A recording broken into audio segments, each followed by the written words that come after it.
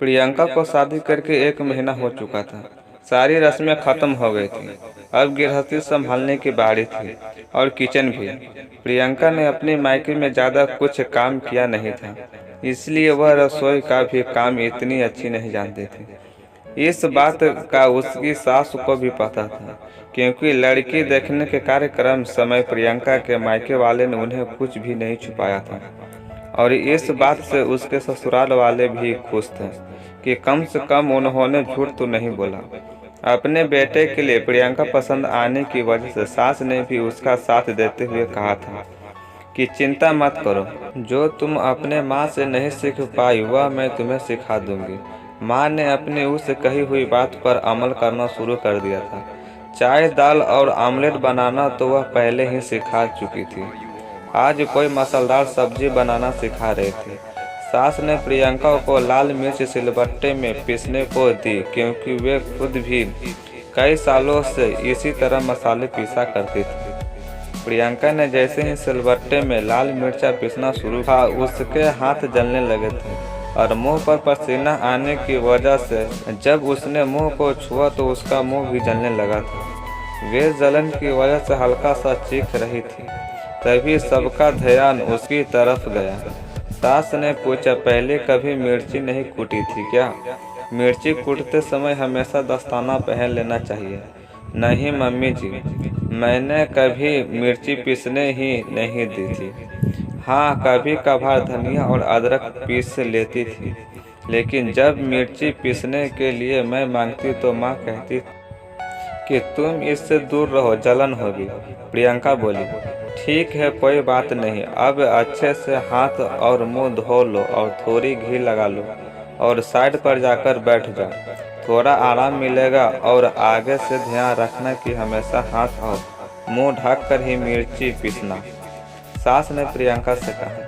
प्रियंका के हाथ अभी भी जल रहे थे, जो उसके चेहरे से साफ नजर आ रहा था। महेंद्र अपनी बीवी की ऐसी हालत देख नहीं पा रहा था। अगले दिन महेंद्र अपनी ड्यूटी खत्म होने के बाद बाजार जाकर एक मिक्सर खरीद लाया और माँ को देते हुए कहा कि माँ, यह कंपनी में गिफ्ट मिला है। चलो, अच्छा ही हुआ।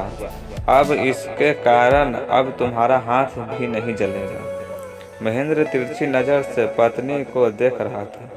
उसकी यह हरकत माँ ने भी देख ली।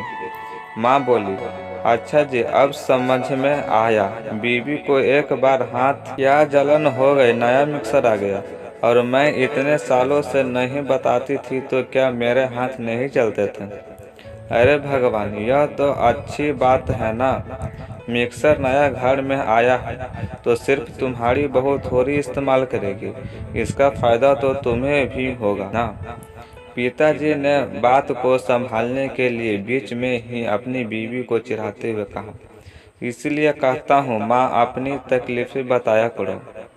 आप ही सोचो, अगर प्रियंका ने अपनी जलन छुपाई होती और किसी को पता नहीं चलने दिया होता तो क्या आज इस घर में मिक्सर आ पाता?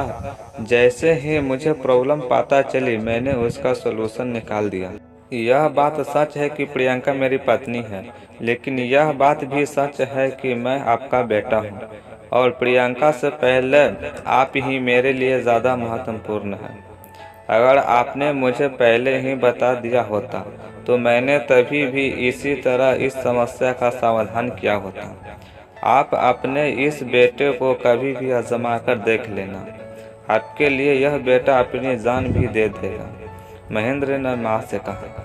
माँ अपने बेटे के मुंह से इतनी प्यारी प्यारी बातें सुनकर ही खुश हो गई और उसे गले से लगा लिया और बोली, जीते रहो मेरे बेटे।